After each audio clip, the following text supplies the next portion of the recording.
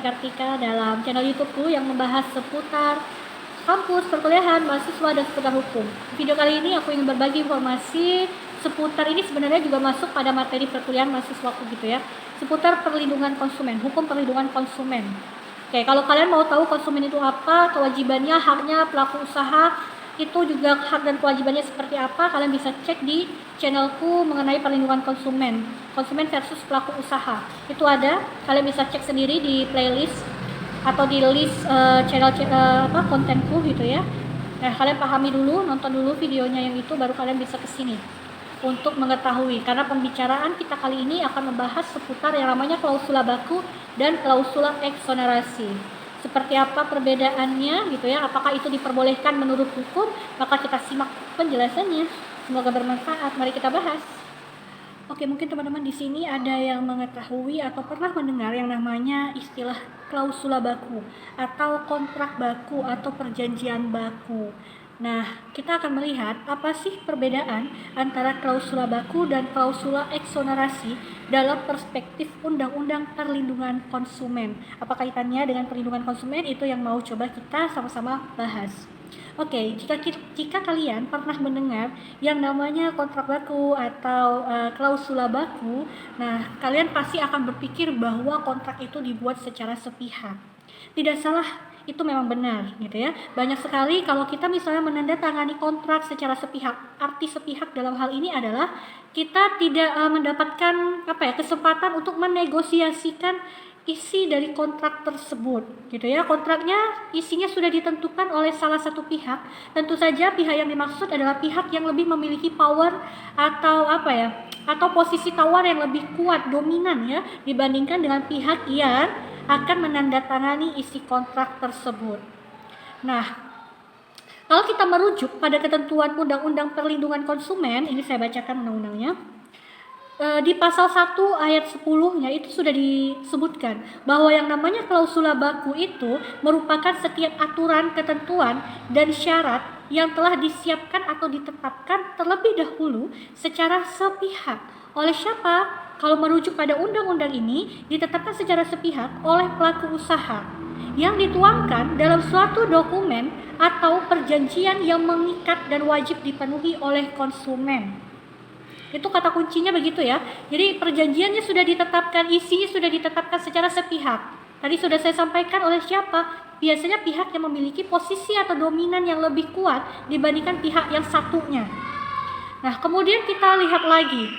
Kalau merujuk pada pendapat beberapa ahli hukum, seperti saya mengutip dari pendapatnya Mariam Daruz, itu menyatakan bahwa yang namanya perjanjian baku adalah perjanjian yang isinya dibakukan atau dituangkan dalam bentuk formulir. Sedangkan di sisi lain ada pendapat yang berbeda menyatakan, yaitu pendapatnya Hondius, yang menyatakan bahwa perjanjian baku adalah konsep janji tertulis yang disusun tanpa membicarakan isi. Lazimnya dituangkan dalam bentuk perjanjian tertentu. Lebih lanjut, kalau kita berbicara apa sih faktor yang melatar belakangi munculnya model klausula baku atau perjanjian baku ini, kita lihat yang pertama itu bisa lahir karena faktor kebiasaan. Kebiasaan menjadikan itu sebagai hukum yang dapat diterima dalam praktek kehidupan sehari-hari.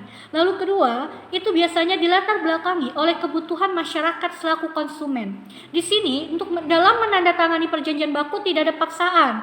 Ya, karena apa? Prinsipnya adalah take it or leave it. Kamu mau tanda tangani berarti kamu menerima itu. Kalaupun tidak mau ya sudah, tidak masalah gitu ya. Dan faktor lainnya itu adalah karena pelaku usaha memiliki posisi yang lebih dominan atau kedudukan yang sangat kuat, sehingga dia memiliki power untuk menetapkan atau menerapkan kebijakan sepihak bagi diri konsumen. Itu adalah faktor-faktornya. Nah, selanjutnya, apakah perjanjian baku itu menjadi dilarang oleh hukum, gitu ya?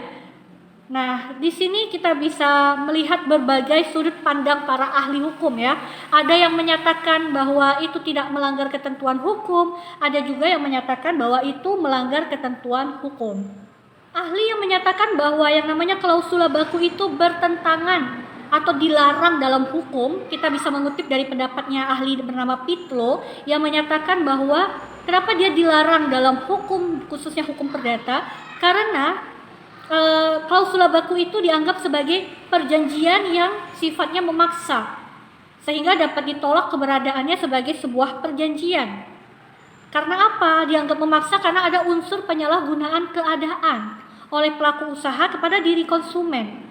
Selain itu, ada pendapat yang menyatakan bahwa klausula baku ini menyalahi salah satu asas dalam suatu perjanjian, yaitu asas kebebasan berkontrak. Kalian sudah tahu ya bahwa asas kebebasan berkontrak itu kan salah satu bentuk kebebasan yang dimaksud adalah bebas untuk menentukan isi perjanjiannya seperti apa, bebas untuk menentukan pilihan hukumnya, yang tentunya bebas yang dimaksud itu haruslah berdasarkan kesepakatan bersama-sama, baik dalam hal penyusunannya bahkan sampai penerapannya. Nah, ini pendapat yang menyatakan bahwa klausula baku atau perjanjian baku itu dilarang dalam konteks hukum perdata. Di sisi lain, ya, ternyata, sorry ya kalau kalian dengar banyak kendaraan ya, karena tempat saya ini di pinggir jalan raya banget tempat tinggal saya, aktivitasnya sangat ramai kendaraan. Oke, saya lanjutkan. Di sisi lain, ada juga pendapat yang justru menyatakan bahwasanya klausula baku atau perjanjian baku itu tidak dilarang dalam hukum perdata. Kenapa? Gitu ya. Yang pertama kita lihat dari pendapatnya Stein. Saya lihat slide saya di sini. Menurut Stein, kenapa dia bisa diterima atau dianggap tidak bertentangan dengan hukum perdata? Karena itu semua kembali kepada kemauan dan kepercayaan para pihak.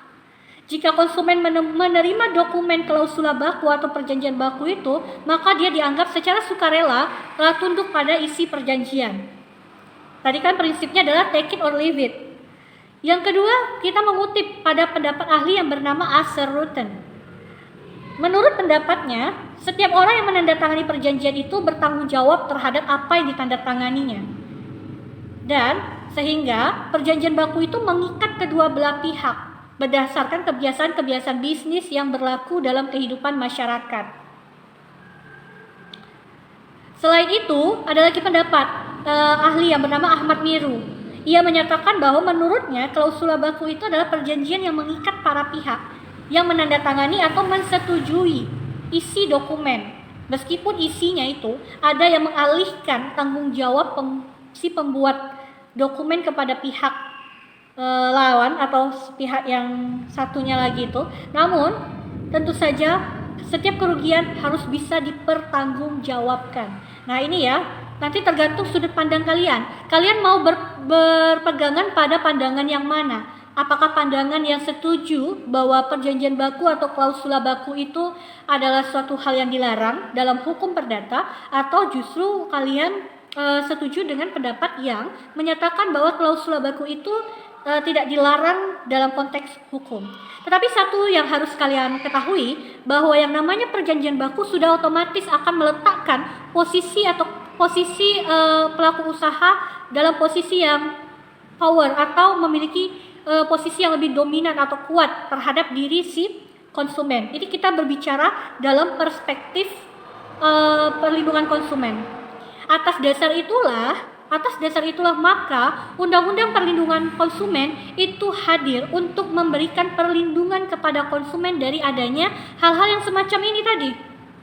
Ya, melindungi konsumen dari adanya pengalihan tanggung jawab pelaku usaha manakala konsumen itu dirugikan. Nah, kalau kalian lihat di Undang-Undang Perlindungan Konsumen itu sangat jelas dan detail sekali mengatur bagaimana hak dan kewajiban konsumen maupun pelaku usaha, bagaimana tanggung jawab pelaku usaha, bagaimana perbuatan-perbuatan yang dilarang untuk dilakukan pelaku usaha terhadap diri konsumen. Hadirnya Undang-Undang Perlindungan Konsumen itu meletakkan posisi yang setara antara konsumen dan pelaku usaha. Kita masuk pada pembahasan mengenai klausula eksonerasi. Jadi apa sih yang dimaksud dengan klausula eksonerasi? Jadi teman-teman, klausula eksonerasi itu adalah sebuah klausul.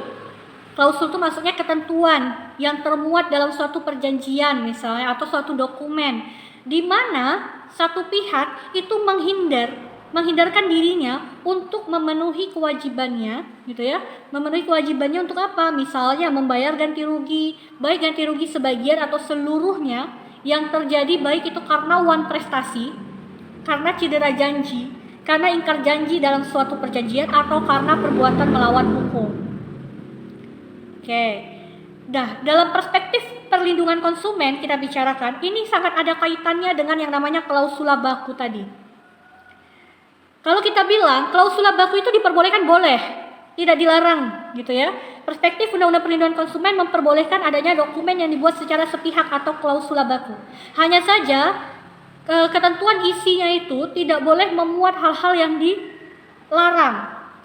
Nah, di sini ya, klausula eksonerasi itu tidak diperbolehkan. Di mana ketentuannya? Kalau kita melihat pada perspektif Undang-Undang Perlindungan Konsumen, itu kalian bisa baca di pasal 18. Pasal 18 ayat 1 itu poinnya banyak. Kalau saya buka ya, sebentar saya cek undang-undangnya. Itu dari pasal 18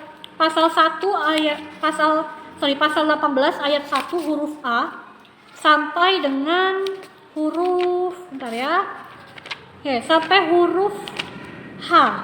Dan pasal 18 itu sendiri itu ada 4 ayat. Oke. Saya kasih contoh.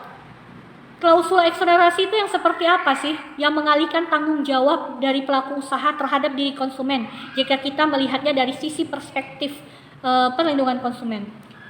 Pasal 18 ayat 1 menyatakan bahwa pelaku usaha dalam menawarkan barang atau jasa yang ditujukan untuk diperdagangkan itu dilarang mencantumkan klausula baku pada setiap dokumen atau perjanjian apabila, kita lihat huruf A-nya ya, menyatakan pengalihan tanggung jawab pelaku usaha. Poin A itu termasuk klausula eksonerasi. Coba didengarkan baik-baik.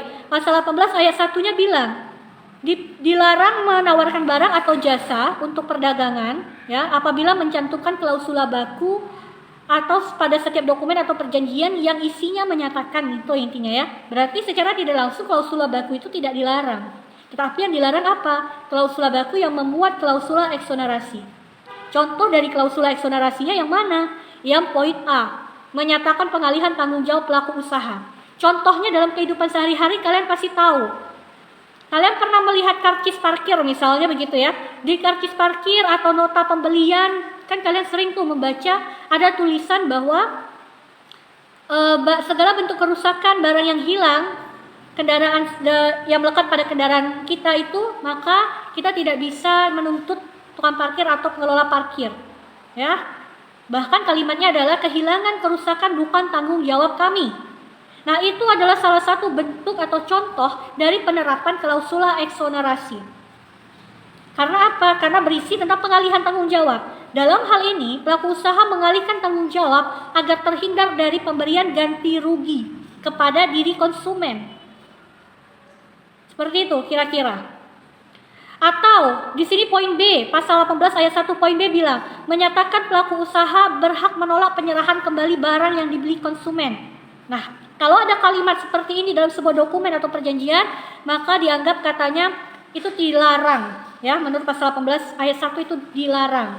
Contohnya apa? Dalam nota pembelian kita lihat, barang yang telah dibeli tidak dapat ditukar kembali, atau segala bentuk kerusakan maka tidak dapat ditukarkan, misalnya begitu. Yaitu kira-kira mengenai klausula baku dan klausula eksonerasi. Semoga penjelasan yang saya sampaikan ini dapat bermanfaat untuk kalian semuanya.